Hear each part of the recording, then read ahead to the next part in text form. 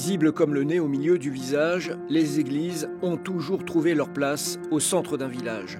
Symbole d'une époque, d'une société où la spiritualité était omniprésente, l'église Sainte-Barbe de Crûnes, construite avant la Deuxième Guerre mondiale, ne déroge pas à l'affaire. Pour elle aussi, les temps ont changé.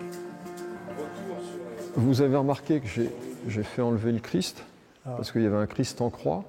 Ah, oui. Il a été transporté dans une église voisine, oui. Mais il n'est plus là parce que c'est plus une église sacralisée. Le nouveau propriétaire de l'église de Crûnes, c'est lui, Patrice Besse. Un homme tombé amoureux du lieu, unique église métallique au monde, remplie d'histoires de vie, d'histoires d'hommes, d'histoires de mineurs. De ce bassin ferrifère du nord de la Lorraine qui a tant donné pour le pays et dont il aime à entendre les histoires. Quand un mineur était décédé, est-ce qu'il y avait quelque chose de particulier des autres mineurs? Est-ce qu'il y avait...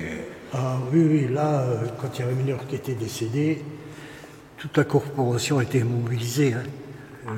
C'était un jour de deuil.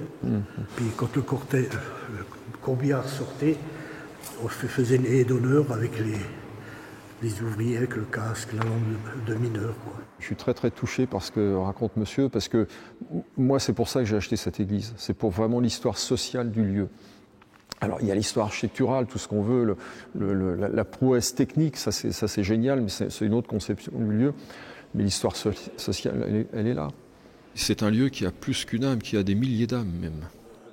André Ventura, ancien mineur, a donc très bien connu l'église de Crûnes. Que l'édifice retrouve aujourd'hui une seconde vie est un bonheur pour lui et ses camarades. C'est beau, c'est gentil, et puis elle ne partira pas en ferraille, quoi. Hein? Vous voyez, quand on dit c'est gentil, moi ça me touche.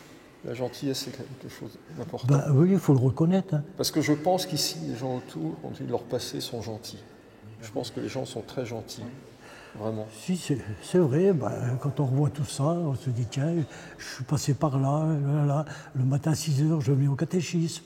On n'allait pas ailleurs, hein, dans le temps. Hein. La mère et le père disaient, hop, à l'église. Ils ne disaient pas, tu vas au bistrot. Plus d'1,5 million d'euros de travaux seront nécessaires. Ils seront financés par le propriétaire, des aides publiques et peut-être aussi par une demande de souscription auprès de la population. À terme, l'église de Crûnes deviendra un lieu culturel à l'intention du plus grand nombre.